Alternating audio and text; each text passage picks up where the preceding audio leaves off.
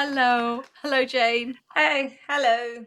Thank you so much for joining me on our best ways to save the world podcast, and we're going to be talking about filmmaking, because that's what you do a lot of. And I'm going to ask you questions that I'm really keen to hear the answers to, because you've made quite a few films, and you also run the lovely. Can you hear me? Okay, all good. I can, yeah. Great. I'd love to hear more about Creative Queens, which I am happy to be a member of, and just tell people more about why you created Creative Queens and what it is. Creative Queens is a group of women over the age of 40, any age up to however old they could be, 100 or whatever, um, because we have a very funny industry. And though there's a lot of initiatives now about including older women writers, older women actresses, there hasn't been, and it still needs a lot of attention. So we need to write more with, we, even younger women can write about them, so that an older woman is perhaps the romantic lead, or she's an interesting, complex and nuanced character. And we need people to actually invest and commission these works, because there's definitely an audience for it. The 50 plus, in fact, is one of the biggest audiences, have more time on their hands. Sometimes they're retired, um, if they're older than that, perhaps, and they've got money. So, why not make things that are for their taste? And I also get a little bit sick. There's a lot of, throughout the world, there's a lot of youth and beauty are kind of worshipped, and that's not everything. So I think we as women need to address that, and we still have our stories to tell and our talents to offer. Yes. So that's the aims of the group. But you don't just have a sort of group with some wonderful aims. You actually do quite a lot for us. Can you sort of share some of the advantages of being a member, apart from the fact that it's extremely affordable, which is also very helpful. Well, we try and have, I only started it last year. It's a year old, so it's growing. And the advantages are we have a weekly meeting. It might be online because obviously people are spread all throughout the UK. And I tend, because I live in Kent, I tend to hold meetings in London. But some people have come down from Yorkshire, Scotland, whatever, to a meeting. And so we have the once a month meeting. We have competitions, which I'm trying to, every year, I'm trying to encourage, various people to provide funds or provide a prize that is useful to us. First of all, I started actually including everybody, but now I'm just going to stick to women writers or women actors, depending on what the competition is going to be about. Um, then I've also started an initiative to speak at Cannes in the British Pavilion, uh, to also not just to say what I think, but I want to hear what other people think and how I can help people. We have I've initiated a new YouTube channel, and I hope that will grow so that people can put their promos on there, their show reels, something, an introduction to themselves, and hopefully people will look at that and that will give them work. I've also got a directory which hasn't got all our members on.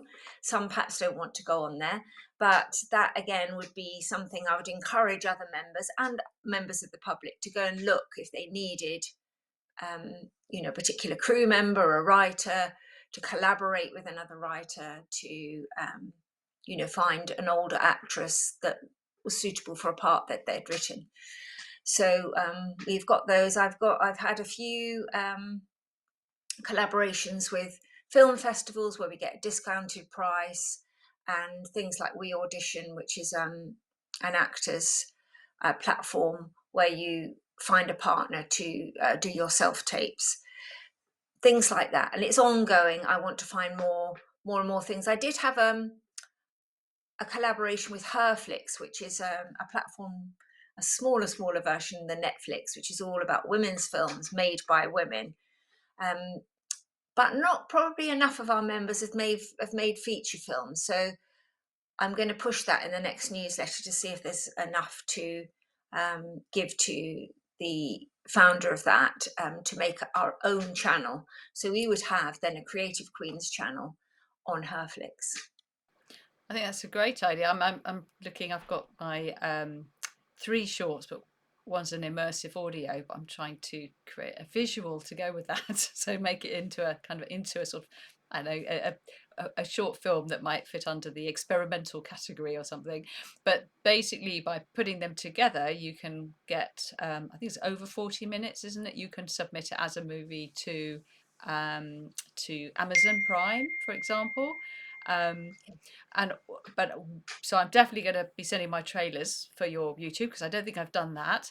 And the other thing is is it mainly writers and actresses at the moment, which I have to say is a great combo because you organise table reads, don't you, which is so useful for writers. Yes, I forgot about that. Yes. So that is a very useful thing because writers can hear how their words sound. And often they do sound a little awkward, or sometimes they're beautifully smooth running, but that helps for them to make small adjustments, and then actresses get a chance to, act out on a cold read. And most people find it fun. We've done a few of those, and we aim to do more. We've got one at the end of August. So do look at our website, Mm, www.creativequeenscollective.com/events, and you can sign up to that for free. It's an online one, but the more people mm. attend, the more fun it is. Yeah, I think I find it incredibly useful because also it's useful as a writer to get the feedback from actors because they'll always have a different take on the drama than maybe other writers who you might have been relying on feedback from. So it's really, really useful. Yes, that's true. I got a lot of. I'm not sure that you came to the last one, but I got Unfortunately, a I lot of missed it feedback. sadly. Yeah, Yeah, sadly missed it. I got a lot of feedback. I actually had some of my own scripts in there, and it was very interesting to hear the one they liked the best, and why, and the things they didn't like, and my choice of cast as well. So I told them who I was thinking of casting, and that was interesting. Yeah, Mm, and helpful, and yeah, helpful. Yeah. no, I definitely want to try and make the next one. Um, and with your own films, because you've made quite a lot of films, could you kind of give us a sort of brief rundown of your journey from what made you make anything in the first place, and then how you've ended up where you are now? I don't know. I've sort of, sometimes life just takes you along, doesn't it? I think I was a teacher of drama at school, and so I was doing more theatre based productions, if you like, and holding workshops in the summer holidays and stuff like that. And my younger daughter, at 14, decided she was going to be an actress. She thought she would be. So I was going along to all these auditions and learning from just sitting silently and watching. And then I started volunteering myself and saying, oh, do you want some help for free? And sort of learnt like that. Obviously, I had a background, so it wasn't like from the beginning, but I had to learn everything myself, But you went. made You lots had of mistakes. what was your background? Were you as an it was an actress? Was that right? No, well, No. I started as a child actress, yes, but I didn't carry that on, and I was a drama teacher. So, yeah, I've always been kind of in the. My parents were my dad was a jazz musician. My mother was a very old fashioned term elocution teacher and a drama teacher. So it's always been in my background as well. But yeah, and then I just thought, well, I'm going to do it. I'm a very can do person. So if I wanted to be, I know it sounds ridiculously arrogant to say, but if you wanted to be, like, if I wanted to be a pilot, I just find out how to do it and do it kind of thing. And that was what I felt about making a film. I thought I'll just go and do one, see how it all goes down. And I made my first film, Blackberry Girl, which is still on the YouTube. It got 120,000 hits. And I thought, oh, well, it must be all right, blah, blah, blah. So, then I went on to make another one and it kind of grew. So I think I've made, I don't know. I also make, I think it's maybe 12 or 14 longish short films. And then I've probably, I found this, it served me very well going through lockdown, but I found this thing of doing it, writing a scene, and I've written hundreds, literally hundreds. I'm slowly putting them up. And then people would pay and come and act in them. And then I would put them up as a film on my IMDb. So they're like a tiny short, but you learn and then you can use bits of those when you're writing, a longer version. Yeah, so I did that. Then I've done 3 features. Um, I've been learning continually, and I think you always will. Um, and I think now the most important thing I've learned on the next stage, and if it comes right, is about packaging your film as a feature film. So you have to package it and cast it. And in real terms, that if it's a sort of decent sized budget, that would cost maybe 40,000, which of course people haven't got. So that's called development money, and that's so hard to find. So that sort of puts a layer on, people being successful.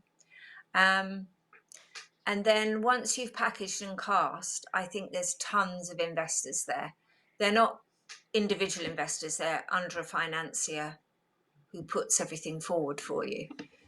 And that's what I'm trying to do at the moment. It's that enormous leap, isn't it, from I'm going to go out and make stuff to I want now to have a decent budget, make sure everybody gets paid up front. None of this, although it's very useful to have some opportunity to have a bit of any profit that might come, but it to be able to do films on that particular level is a really big jump, isn't it, compared to just having a script and a bunch. It's amazing how many people just love to make films, isn't it? And that you've got Yes, so many under your belt before you even kind of got into this stage, this sort of step up that is, as you say, is very difficult because you have to try and get money up front. So, firstly, with the ones that you've already made, how did you manage to get those made? Sort of generally speaking, what's your advice to people who they've? I mean, I guess it's to start with a short because it's easier to find some money to at least pay for the catering for that, for example. yes. I think I've written I think it might be actually on the YouTube as well. I've made it into um, a, a kind of web thing um, about how to find money for short films. I find that quite, it's wrong to say easy, nothing's easy, but I've kind of got the formula for that now. So apart from crowdfunding, which I've had lots of disasters at the beginning, but I got quite good at that. But there's about 12 other ways that you can raise money, and um, getting sort of between, you can't really make a feature film, well, in my opinion, if you're doing everything yourself and you're not being paid then, and everyone's helping you. Of course that's a great way to do stuff, and I've done it. um, you need money, and it's like everything. You can have a Mini or a Rolls Royce. The more money you have, the higher quality everything is. So I think no film, really, a short film, can be made for under 10,000, and an ideal amount is maybe 25. That's what I feel now. But of course, you can make one for 2, and I've made them for 2, 2,000, where you do everything. The other thing that I was very lucky with, and it's quite openly on I don't reveal who they are, because I was teaching, and this is an advantage of being an older woman, particularly a woman. Um, I knew who some of the children had parents who really wanted them to succeed. And you can go to those parents and say, look, if you back my film for 1, 2, 5, 10,000, you can only do it to the ones who you think are Yeah. good, not a rubbish actor that's spoiling the film, and then put your daughter or son or lover or whatever it is in the film. That's a very good way to get money. That's Um, and brilliant. and now, Yeah, absolutely brilliant. I'd not thought of that one. I mean, I guess yeah, it's and it's old as the hills, isn't it? The old times when yeah, the producer in Hollywood would go, "You're using this actress." That's and they're because they're providing some money. You just go, "Okay." So, but I think this is such a great yes, way to do it. I love it. yeah. So that, and now I have people approaching me as well. It's not every day, but they do approach me and ask to be in it. I met one in Cannes, but actually it Mhm. didn't work out in the end, because I think people have got to realise. So that particular person, without naming names, um, was an older actress, not older, but she's not a teen, a little young teen or something. The mum probably thought, I'll put in a couple of thousand and I can get her a main part in a £1.5 million budget film. But really, for that, you need to put in at least 10 Yeah. to get, and you certainly won't be getting the main part. You'd be Mm. getting a small other part. And it depends how much you want it and what people are prepared to pay. Um, but yeah, I've definitely had that in the past, and but I have also turned people down, Susie. So Oh yeah. I had a man, an American, wanted to give me 50,000 for a film to put his girlfriend in. But no offense to anyone who's got all these things, it's just not for me. She was with the lips and the hair and the eyebrows, and Mm. she just didn't suit the character, any Mm. character in the film. But obviously, she was his, girlfriend, and he wanted to help her. But yeah, I don't know whether that's suitable actually to put in. To say, right, I'd be rushing off to write another script. It's a different this. Well, how about this one? Though, as you say, you can Yeah. might get a really good short for 50, if you're 50, but it's hard to make a movie on that. So that the when it comes to getting the films out there at the other end, that's the other sticker, because you make your and very difficult with shorts to kind of know what to do with them quite often, and there's no real money in shorts. But with features, you can get them onto Amazon Prime. You can sometimes make some money back. How have you found that whole getting them out there, the distribution side, and what have you learned from that? From a have you always self-distributed, and is that something that you'd rather not have to do anymore? Well, I have another channel that's monetized on YouTube. It's only just been monetized that I'm putting Mm. shorts on. I would say that a really good, 100,000 plus short views might earn you £100 a year on YouTube. Mm. It's small, but if you've got sort of five or six hanging about Yeah, on your hard drive, why not do it? So there's quite a few places like Short Shorts, which is a TV channel. If you can get into their sort of film festival thing, well, it's not really; it's a selection process. yeah, Channel 4 take shorts, BBC Three take shorts. A lot of people do take them, but you've got to win some accolades first mm. for them to notice. Um, so I don't think there is a great deal of money, but it depends how you approach it. So you can go and have little showings where you charge money on the tickets. So you and I could have one in Sussex, Kent, in Mm. various places, Yeah, and encourage people to come. But that's a lot of work, and yeah. I'm not sure about the returns on it. So I think that By the time you've paid for features the thing hire to of go. the theatre and stuff, it's quite tricky. But it's Yeah. great if you've got your own your own theatre. I think there's just very little out there to support independent filmmakers, particularly with the distribution side. So with the with features though, what have you done in the past, and is that any different to what you're going to be doing in the future? Yes, I think the first feature, I had an absolutely terrible sales agent, but he was recommended by my co-producer, so I went with it. But things they can do is sit on your film because they're useless, and so a time period goes by Mm. and it doesn't go out there. They can sell it in dreadful deals, um, because once you've accepted the MG, that's in the minimum guarantee that they give you, a few thousand maybe, not loads, you're tied into their contract. So you must make sure things like it's not for 7 years, it's which they'll fuss and fume over, and it's not for, um, and you have to cap their expenses. Mm. So someone I know has capped their expenses at 15 and they think that's a great deal. It's not a great deal. I cap mine at 2 because they say, oh, we need it to go to Cannes, we need it to go to here and there. But if they've got 10 films at Cannes, why do they need 150,000? Yeah.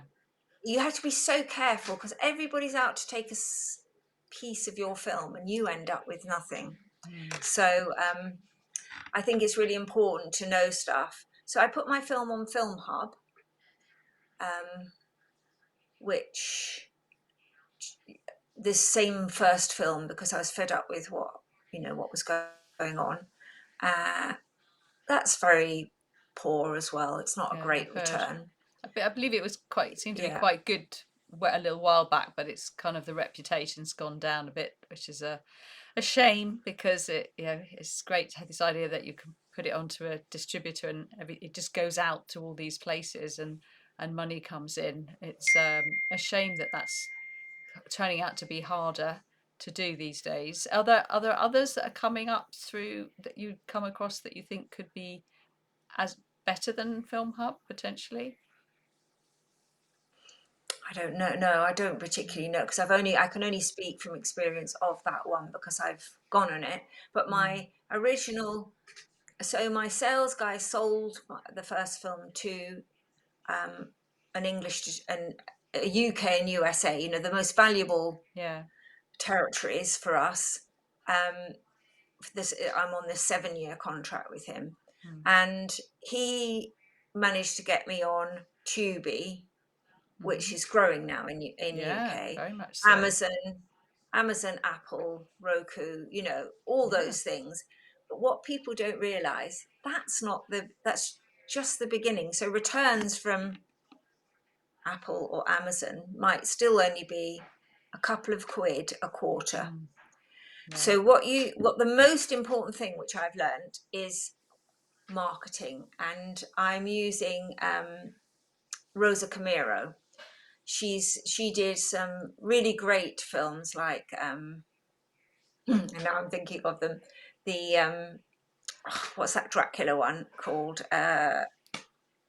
The very famous young film, um, about the werewolves and the Draculas, and with, Robert Oh, Pattinson and oh, that one.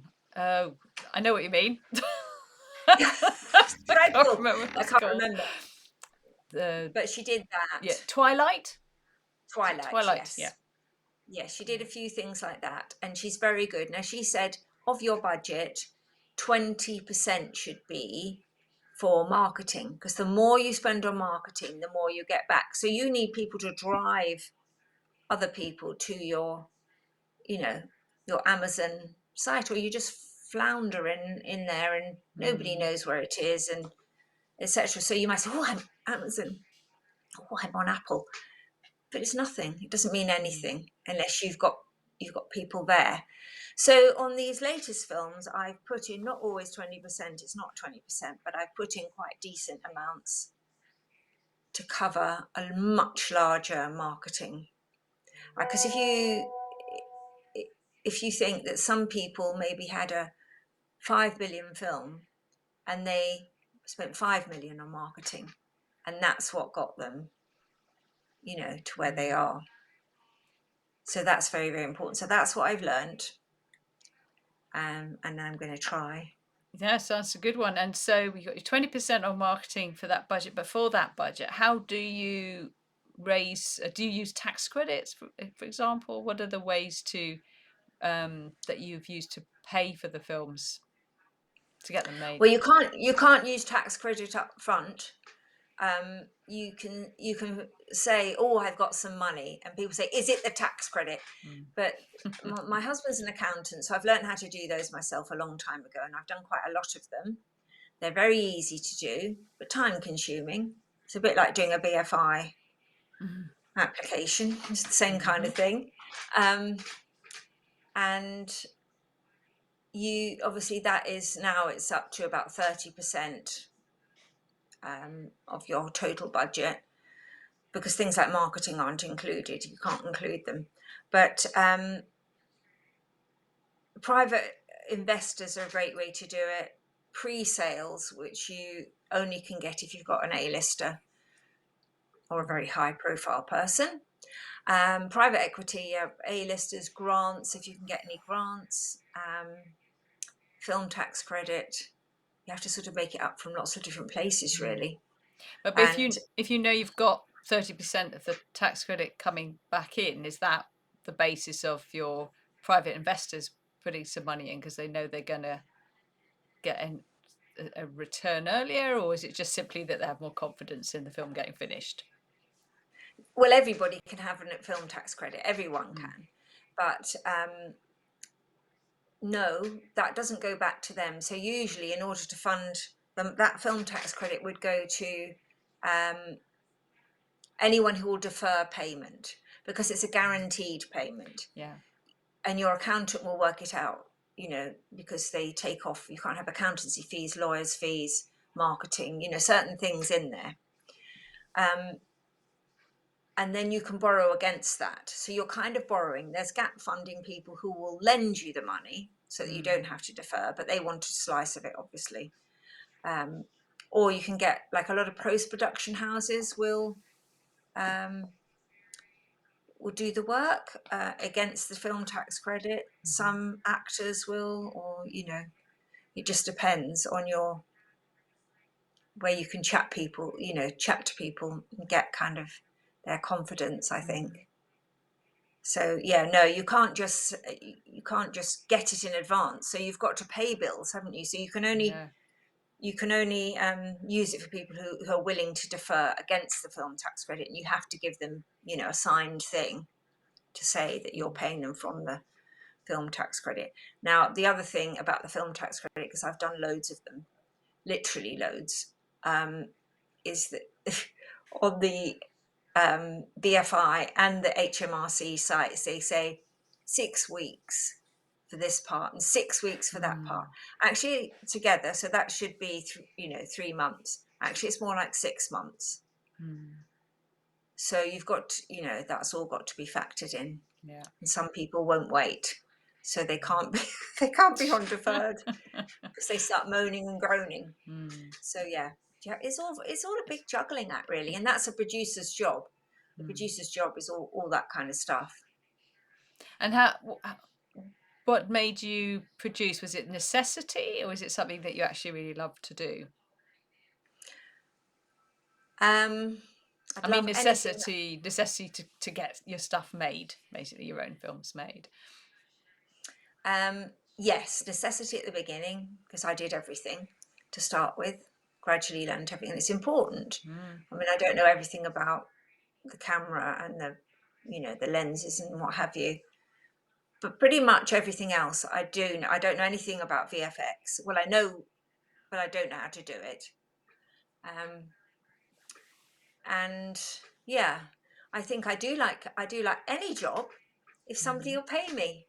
So if I can see, on your own work, if you're a producer working away, you're spending hours and hours and hours prepping this film, and you're not being paid, you think, okay, that's maybe an end result for me. But if Joe Blogs came along and said, will you do my film and be the producer? You can be paid when we get the money. Well, the hours and hours and hours you have to put in, Mm. um, in order maybe not never to find the money. I mean, you have to be pretty wealthy and a pretty well established before you can actually do that, Mm, because who makes, also, if you take on someone's film, who makes the pitch deck, who makes the marketing plan, who makes the business plan? There's all those yeah. things. Who makes the poster? Where does that money come from? Unless you get development money, and then maybe you would.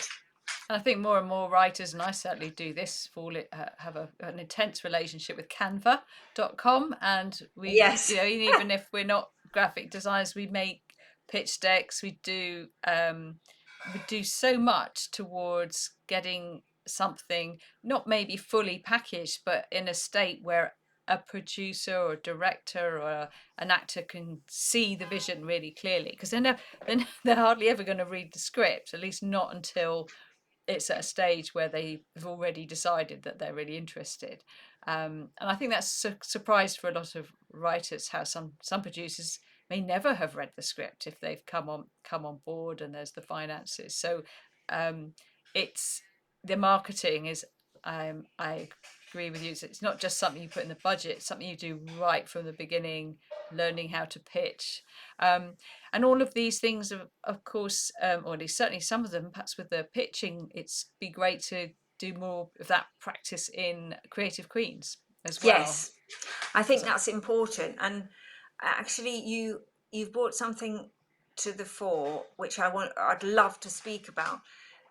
A friend I had, I think she's not speaking to me at all, because I said, actually, nobody reads the pit. I don't need to rewrite my script because mm, nobody hardly reads it. mm, So what you do need the script.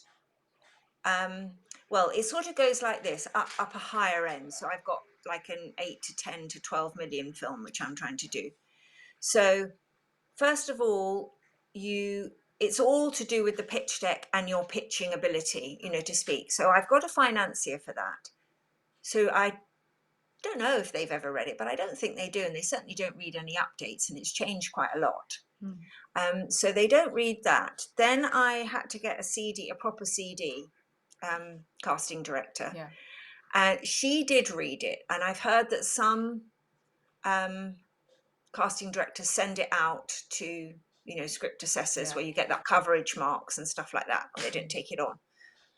And then she's sending it then to the actors. Now I think A-list actors, they're obviously going to read it, mm, that you don't just give them a little bit like you do lower down the thing. They want to see the whole script mhm, and know who's directing and producing and blah blah blah. So they could turn it down. But what I think is the psychology of it, if it's come from the CD, I think they just take it that it's fairly good, unless it's absolute trash, yeah, and they can see that it's dreadful. So I think they'll take it. The financier takes it, then he sends it to the investors once you've cast it. They, as you say, they don't want to read the script at all. yeah, They just want to read the synopsis, and they want to know that you've got these fantastic cast and that someone's behind you. So it's a kind of weird, I don't know, sort of process, really. mm, And it's very sad, as you say, for the writers who think that everyone's hanging on to their every word of their script. Then from there, that script will be changed by me as the director. Not changed massively, but it will have, director will say, well, I don't like this bit. Could you take that out? Or could you add in a few lines here? It'll be changed by the actors. yeah. It could be changed by the editor.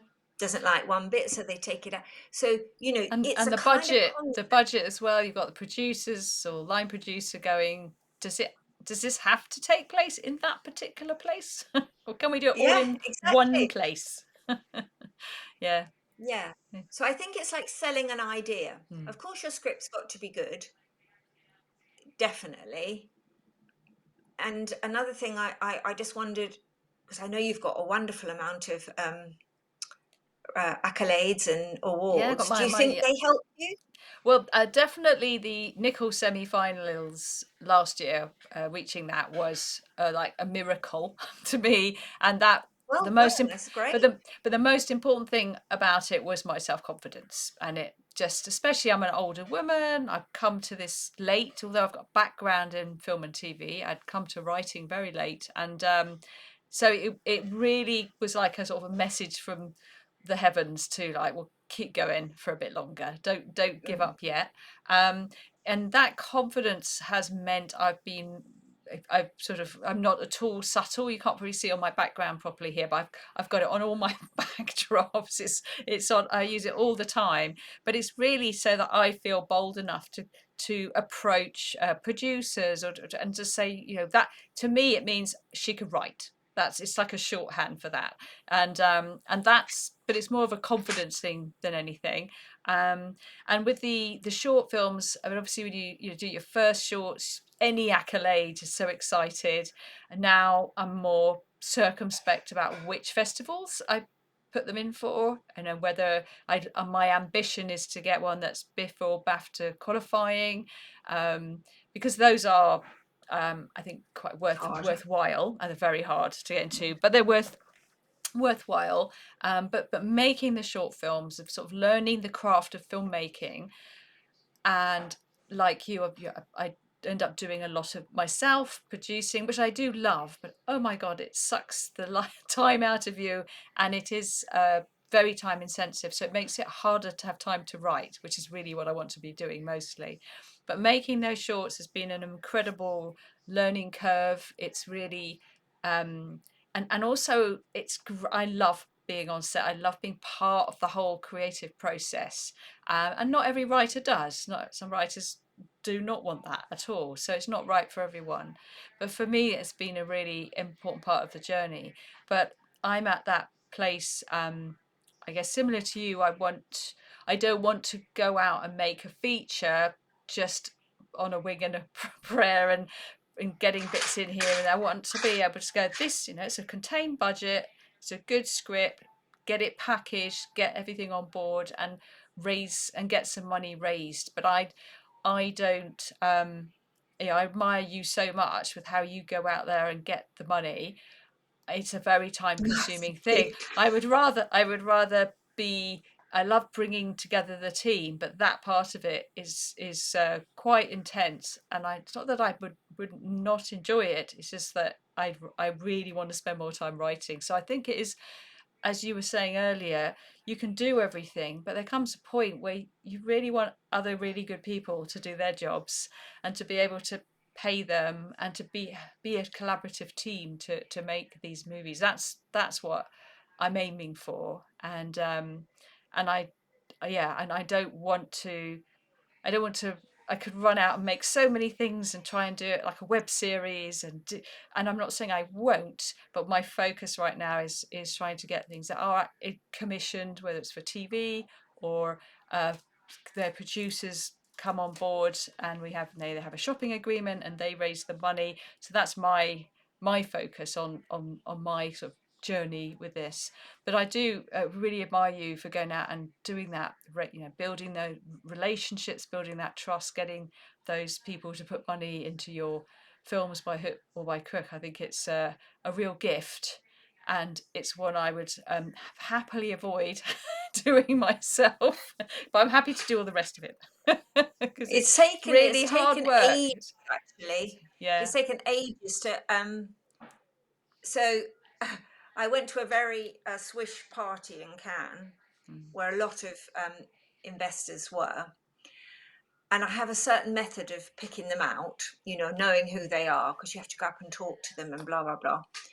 I'd say 50% of them at Cannes are a waste of time because they forget you. They've seen so many people, they're not bothered. Yeah. But anyway, I enjoy all that. Now I've got more confidence in knowing what to say and what to do. Um, yeah, I think it's you need a lot of drive and a lot of push. And I know that actually getting things in television is a lot harder. Yeah. Now, one thing I was going to say is that I've joined Pact. I meant to join a while ago. It's a producers group, Yeah. and I'm going to. There's another one called British Commission or British Intelligence or something. No, that can't be British No. Intelligence. It's British Commissioning or something. But these groups actually get together and so did the Birmingham Film and TV Market. They get together people from the BBC, Channel 4, Sky, blah blah blah, that you can get right up to, Wow. and make a pitch direct to Yeah. them. Now to get those is really really hard. So I'm going to Durham. It's a long way, but I'm happy to do it for a 2-day packed thing Oh wow. where they've got BritBox and BBC and Mm. Channel 4, and you can choose 5 to pitch to. Well, you choose 7, but you get 5 out of the 7 or something. So these are the things that I feel you have to do. Mm. Let me just think of what that thing is called. Let me just look on my. That's very exciting. I hope you're gonna make sure we all. Yeah, I'm sure you'll let us all know at Creative Queens how all of that goes, because it's so Yes, it's about positioning yourself and going and being very clear on what you do and do it thoroughly. And so the amount of time and energy that you're doing there, I know that's beyond. I just don't have the capacity for that at the moment, and to do all the writing that I'm doing at the moment. I won't say never, but I'd much rather hang out with producers like you, Jane, who are already doing that. So because thank I've you. got but I going back to what you're saying about marketing for me, for example, with the shorts, two of them are definitely potentially proof of concepts for one as a TV series, one as a feature. So I'm about to share those where people see the trailer. They just pop their email address in if they want to see the Yeah, full thing. It doesn't cost them anything, but I'm building a list of people who are interested to good then get idea. to go Yeah, back, and after there's a certain number of them, and say, I would like this to, turn this into a feature or a TV series, whatever, depending on the project. Would you like to watch it when it's done? Are you interested? Have you any comments? And build this engaged audience, which not just to kind of then try and crowdfund to them, though that's not a bad idea. But if you need just a bit of extra money to pay the casting director to get things packaged, but more the ideal, and it's a big thing to achieve. I don't know if I will, to be able to go to a producer and look and say, look, I've got X many thousand people on a list who are waiting to see interested. this. Yeah, Yeah, they've got an immediate engaged audience, and this is what some of them have said about the short, and that they are really keen to see in the feature, and just to proof of the audience. And I think that's the hardest thing quite often, again, when you're doing a pitch deck as a writer, is training yourself, which I'm trying to do all the time now, is who's going to watch this? Who is the audience? How do you define them in a way that would make sense to an investor or to a producer or to a broadcaster? And I didn't know that those were skills I needed to develop when I first got into this writing lark. But these are things that you've yeah, had to immerse yourself in, aren't they? absolutely. Yeah, definitely. As I said, this lady, Rosa Camero, she's done Ramiro AI, and Hmm. it's a bit like Chat GPT, but it's just about film. So Ah. on the marketing, you pay so much a month for it, but on the marketing, so what audience would see my film? Could you give me 2 profiles of people? So I do that Mhm. now for everything. I mean, Fantastic. can you share a screen or not? Is that not Uh, possible? Not on this one, but I'm definitely going to be asking you more about this. Is this an additional members perk for Creative Queens that we can maybe you can run a little Unfortunately, maybe you can no. run a little webinar for us so you can show us or how it works and Well, I don't know whether get us a I'd. discount. Yes, I suppose. Yes, I suppose. I don't think she'd give a discount because I've spoken to her, but I Mm. think I could probably run through it, but not in big detail because No. she runs courses and it's a little bit rude Oh yeah, to no, then fair do enough. that. I could How show you one to one, but that's how it. much is the subscription for that then? I think it's about 30 pounds, $30 maybe, $30 a month. Oh, right. So it's not because some of these It's not. things are so expensive, and that will literally give you the breakdown of the right what would be the right sort of audience examples of that. So basically, the information you need to put in your pitch deck that will speak to producers and broadcasters and and Well, you commissioners if have it's to do. TV. you have to do a whole, what you should do in your Mm, packaging, which I didn't realize, but from till mm. recently, till a year or so ago, you should put in, I'm just trying to see if I can show it on here, but um, it might not show. Like Uh, like forecast for income and that kind of thing. Oh, right. So nice. this is ferocious. There. Yeah. Hold on Yeah, I that can way. see. And then it's getting, yeah. Yeah. So we've got, you won't be able to read it, but this is the 5 page of marketing. So Mm. just to go through it, you have to ask the questions. It doesn't just give you all this. Yeah, You've yeah. got to ask the questions. Why this film? Why now? The investor hook, target market. Here are 2 audience personas for the film, and then it's all about them. Horror folklore film influencers, top film festivals worldwide dedicated to horror and folklore horror, Hmm. top horror festivals, top horror conventions, top horror podcasters, top sales agents for horror. So that's all in your marketing, because Oh, that's what that's you're doing, aren't you? fantastic. Yeah, Yeah. So absolutely. it gives you all that, but you've Mm. got to say what is the, you Yeah. know, Yeah, what you've are got, the top distributors? You've got to ask the questions. and presumably if you do put in like your log line or a bit any information, would just give fact because factual information, or do you just literally go on this is my genre, and what kind of information do you kind of put Yeah, in, you what do kind of the level? synopsis, a shortish Yeah. synopsis about it, Yeah. and what kind of, you can put the log line, you can put the Mm. genre. But interestingly, also, though I'm not keen on it, I am getting more keen on it for writers. Now, my Mm. brother, he's a CEO of a charity actually, but he did do computers when he was young. He did a degree in computers, so he can program and what have you. Mm. Now, he told me what you have to do with ChatGPT to revise your script, not write it all, but Mm. like to get better ideas. And you have to put this whole paragraph in of don't do this, don't say that word, don't do blah. Mm. He sent it all to me. And then it also says, so I think if you say, my weaknesses and my strengths on a script, and that is very useful because though Mm. you might not agree with them, and sometimes it gets it very wrong, Mm. I don't think you should write the whole thing through, but you can correct things. So you might say, you might not agree with this at all, but I'm dead keen on it now. So Mm. it might say the middle act lacks pace. So then you can say, what would you add Mm. to make the pace more interesting? And they'll But give you some ideas, but you don't have to use them. but is this the software that you're paying $30 a month No, this for is that does? Chat GPT. I would be very nervous about. I'm happy to put in like a log line or prose, like a maybe a one pager or something to see how it does it. But even that, I'm nervous. I never put a script in because it steals it. It just steals everything. That's where all that information has come from. It's coming Um, from. Yeah, I and agree.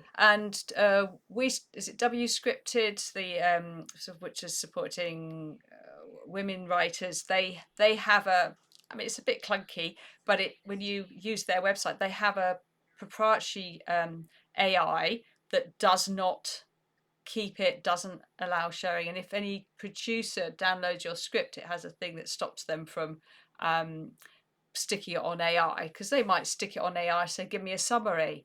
And it's like, no, that's a no no. So Yes. No, it's I see important what to you be, mean. Yeah. yeah. So it's, so it would be great if the software that you're using to get the marketing stuff, if they added in this ability to do like to do what ChatGPT does, but or DeepSeek, which is what I often use, but then you don't, without basically stealing it, because unfortunately that's what the others do, and that's becoming a problem. I mean, think of the novelists who've found their stuff on there, and now there's, Elsewhere. and unions and agents now trying to kind of sort this mess out, which was always there. So I think there will start to be some rules in place, but Um, Well, I but think the yeah, Ramiro AI is just you just put a yeah, summary, a synopsis in. So yeah, you're yeah, just giving the gist of it. yeah. And so there's nothing But anyone also, can if do it's with their that. if it's their own one, hopefully it's protected anyway, like the W scripted one is. It's AI, but it's not ChatGPT. It's not. It kind of protects it.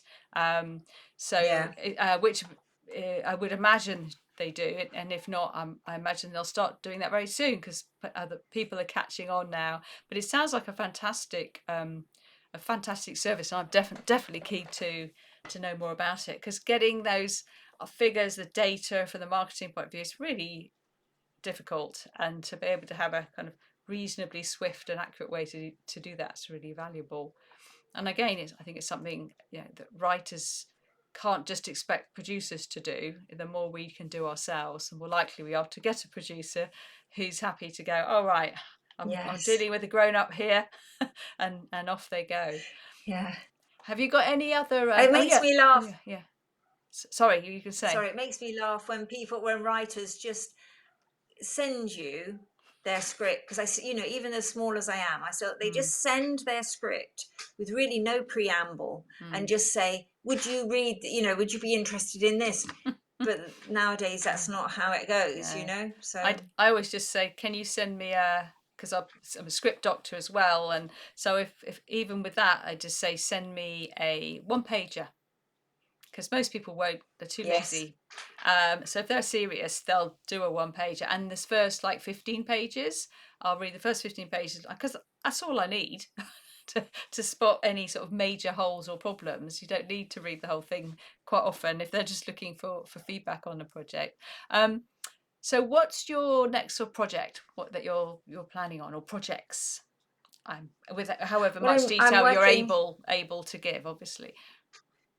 I'm working on a few all at once, as the per usual, because the one might break and the other ones might flounder, or at this point in time, and probably like you maybe it'd be nice to hear yours as well. But yeah, so I'm working on a period drama which is called Dangerous Demands. I'm working on three horrors, and I've resurrected because I've resurrected a murder mystery, um, which because quite a famous-ish actress who I worked with 8 years ago now, Mhm. and I knew she lived near me. But anyway, she wrote to me and said, "Have you got anything at the moment? I'm looking for really good juicy roles, Mm. uh, and I'd like to read some of your scripts, and I have got possible people who might invest." So I've sent two off, including this murder mystery. So who knows? She might not like either of them, but it's just Yeah. another possibility. And but altogether, I have 12 scripts of feature length or television length pilots or whatever in various stages of development. But and what about you? This is always like Um, living in this sort of zone of sort of happy delusion with anything could happen. So yeah, for me right now, I'm literally just finishing off the first three episodes and a treatment for a vertical drama series of 2 minute episodes, 60 of them. I'm only going to write the first three, but do the overview. That's to submit to Haley's Script Angels, is it Studio 21 competition? And I'm absolutely loving this format. So that's having yeah, great fun the with that. challenge. It is, but really good fun. I've just finished a kind of solid first draft of what I feel is the most commercial, realistic to get made TV pilot I've done so far. That is still something that's my voice, and that I'm actually in a way only I could write because I've drawn from my divorce strategy knowledge of the toxic divorce industry and combined it with a Ministry of Defence police force procedural drama where they've got this. I know for a fact, I mean, they're 50% more likely to get divorced if you're in the police, you've got raging narcissists, difficult people, and it's messy. And from the HR's perspective, that's an absolute nightmare because they never, they're dysfunctional, and they have guns, so it's not good. So they call in a divorce strategist to try and help do the impossible, really, and try and help them have a better way of dealing with divorce. And obviously she finds it quite tricky. So that's that. I've got that on the go, and I've got two other series that I'd love to get going, but that one is much more continuing series, the same but different, that they're always looking for, different police but a different part of the police, and with the divorce element, which is completely unique because I'm, as far as I know, the only person who actively does that kind of work in divorce in the country. So I know lots of stories and things that I can bring into it. So then I've also got my supernatural horror, which I'd like going to hopefully submit in January to the BFI Discovery Fund. I need to get a director on board for that, ideally someone who's deaf or hard of hearing, because quite a lot of the cast are. I've got a fantastic producer on board for that, so that's very exciting.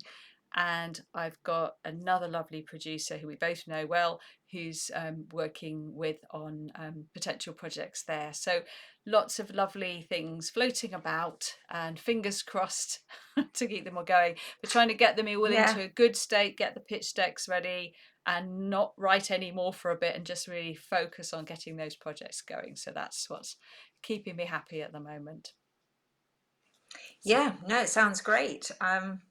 What do you think about how many scripts there are floating about, and then how compared to, I don't know, Stephen Follows. Do you look at Stephen Follows' yeah, work? yeah, very much so. His Yeah, statistics, his data, very yeah, useful. statistics. And how many actually get made per year? Very You know, few, how and many yeah, features and how many mm, pilots, and but against yeah. what percentage is it? It'd be interesting to Yeah, know. I would imagine it'd be quite depressing. And it's one of the reasons I got interested in immersive audio drama. So I've made last year a 23-minute audio drama, but binaural, 3D sound. You have to wear earphones to experience it, but it's very, I think it's very powerful. It's just got nominated for 2 awards at the New Well Jersey Web done. Fest, which is great. And it's quite, it's quite contentious. It's a story. It can split people, but that's what we're supposed to be doing as creatives. But it's, I think, a really beautiful and important story. But that originally was a short film that I knew that just became evident that politically, so it was just going to be very difficult to get it made. So I made it as an audio drama where it's just a lot more freedom. um, and it's cheaper, and you don't even have to pay the actors as much. But we made it on location, as exactly the same as if we made a short film, physically acting out, and you can hear the difference. Nobody's standing in the studio reading a script, none of that. Mm. But it's much quicker, and I'm thinking this is a really, if I'm going to make any more shorts, these are the kinds I'd like to make. But you can take your existing content that's sitting around and make it into a really powerful audio production. I mean, obviously, it's a different writing skill. It's not something you just kind of just transfer it to to voiceover. You've got to really rethink the storytelling, because it's a different kind of storytelling, which I really like. But doing something like that, I think that a lot of writers have a snobbishness about audio because they just think of Do radio they? foreplay for today. And film school students are not going, please teach us how to do radio audio drama. It's not, there is a snobbishness around it, which is foolish, because actually it's a really powerful, something else you can do with stuff you've written, and actually easier to get it made and shared, because you can definitely self distribute it. One of the issues with them, so I'm so glad that they appreciated it at the New Jersey Web Fest. Very difficult to do much with it here, because it's all about short films, not audio, what I call sonic cinema. um, because things, when it comes to audio, people tend to think of, oh, I'll just listen to it while I'm driving the car. And on the front of mine, I have to say very clearly that would be dangerous. You cannot drive the car because you react to Yeah. something and it's behind you. I mean, it is more about what I would call a sonic cinematic experience, and that's an area I'm quite passionate about. And I think I would love more, maybe even to run some workshops on that for writers who've got lovely stories that they just know it's going to be a real struggle to get them made as films. But the interesting thing is, having now made it, people can hear it. I'm now looking at potentially now getting it made as the film I wanted it to be made as in the first place, because I've established that actually, the sensitivities that are understandable around the subject matter, the audience are like, this is good, this is what we want. Because quite often I think commissioners, BFI, all of that lot can be quite a bit cautious sometimes. They're very worried about not upsetting people, and I think, if as long as your outcome is that your peace, love, and everyone is one, and you're aiming to do something good, you need to tell stories where people are. So sometimes you are going to have characters that aren't, might say and do things that people would easily want to cancel, but actually that character then It's just a goes through a story. change. Yes, it's what we should be doing. Yeah. So I think that audio gives an opportunity, especially if you've got bold storytelling and you want to push a few boundaries. It's a really great medium to explore because you can get away with Yeah, more. no, that's interesting. Mm. I've never thought about doing that. But again, it's like you said earlier on, there's so many mediums and so many types, like if you're doing film, do you do documentaries, do you do shorts, do you do web Mm. series, do you do features, do you do pilots? There's five, you know, and of course that's great for you, but um, I've just never sort of got into it, and I don't think now I would, but it sounds fascinating. It sounds It fascinating to and do. it's I think it's another strand to. I mean, you're well Mm. embedded in yours, and so sort of last but not least, because I think it's important, um, with regard to genre and getting films made. I was talking to a producer recently at networking, and I said, I've got what kind of movies are contained and low budget can get made these days. What can you then, you can sell them. And he just said, not drama. If anyone No, says, "Oh, I've got a drama," it's just I like, know. forget it, and it's like, okay, Yeah. that's what BFI is for dramas, but that, in the real world, you're not going to do it. So, what have you discovered with the kind of projects that you pick to put your energy behind? Because I heard you got quite a bit of Well, horror there. You were saying, was it three yes. horrors? Yeah, I think horror um is a very useful medium. I Mm, don't do slasher zombie. I want to call it elevated horror, so it's more like a mm, psychological thriller. mm. Um, but yeah, I really enjoy that, and I think it's the one that you can break out in the most. I've done one horror, but it didn't break out. But Winnie, have you heard of Winnie the Pooh? Winnie Yeah. the Pooh, Blood and Honey. I've been in his lair because his the Oh, have location you? the location isn't that far from me. In fact, it's where I made my last short film, and is in the woods. We didn't use the lair, but we used the woods there. But yeah, Oh, in it's Hartfield, yeah. great, great lair. I admit I haven't watched the film, but I've heard a lot about Mm. it. But Well, I think I may have got my mm, facts and figures wrong, but I think it was made for around 2 million, but it returned, remember this is gross, mm. and the filmmaker ends up with probably 10 to 15 of it, but it returned 534 million. Yeah, it was I mean, amazingly that successful. I mean, is they've made another one. enormous. Yeah, they've made another one. Popeye now, haven't Yeah, they? Yeah, yeah, based around yeah. Popeye. So I think this would be great. I enjoy writing Mm, horror. I like the dark side. If I could make enough money, of course, then I could fund my other film. I like period drama, mm. so I could do that. Just quickly, because I know you're finishing. I suddenly thought of it, so that's why I was sorry if you thought I was being rude. I was just quickly typing No, in. not at all. So Packed is one where you can get up close, and some writers go to these as well. Not Okay. Packed. Some writers go to the film. Birmingham Film and TV Market, Oh, which was a yes. prize in our last thing. Yeah, sadly, I didn't That was quite get in. amazing. Otherwise, I would have been there. And the other one is this broadcast intelligence. Now that is around £90 a month, but they do endless opportunities where you can pitch up to. I've actually done a couple. I don't belong anymore because it's too expensive for me, Mm, but I've done a couple of pitches up to people you'd never get in front of normally. mm. You can write to them and they just Yeah. toss you into some slush pile. Whereas there, you Mm. actually do get seen. That's really So yeah, interesting. Yeah. That's how people do it. well, I'm sure Mm. it's networking, isn't it? Once you've Yeah. got in once, it's so much easier to Mm. get in for your next thing. But It's yeah, building your base, isn't it, of so that you can be perceived as a safe pair of hands, really. So by investors, I guess as a producer, that's the most important thing, isn't it? To show you get it is. the job done and everyone gets paid, and that's which is actually quite an They get achievement. paid. Yes, that they get paid. They get paid Yeah, back. That's yeah, what they look for, I think. yeah. Yeah. Yeah. Awesome. So I'm looking forward to hearing how things go with your trip up to is that the packed one that Durham. you're going in Yes, Durham? that's the packed Yeah. one. Yeah. And hopefully I should be able to make the next Creative Queens script reading, scene reading, table read. Is that what we're doing at Yes. the end of the month? Table read. Fantastic. And then I think pitch is coming after that. So Brilliant. Brilliant. um yeah, so we'll definitely do a pitch one. It's very, as you say, it's very, very useful for everybody, I Yeah. think. The more practice I can get Yeah. at that, the better.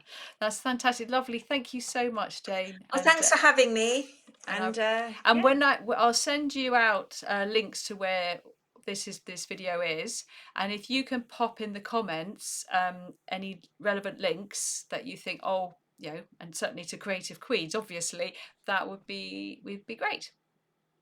thank you. That's good. Excellent. Right, you take Thanks. care now. Bye. Bye.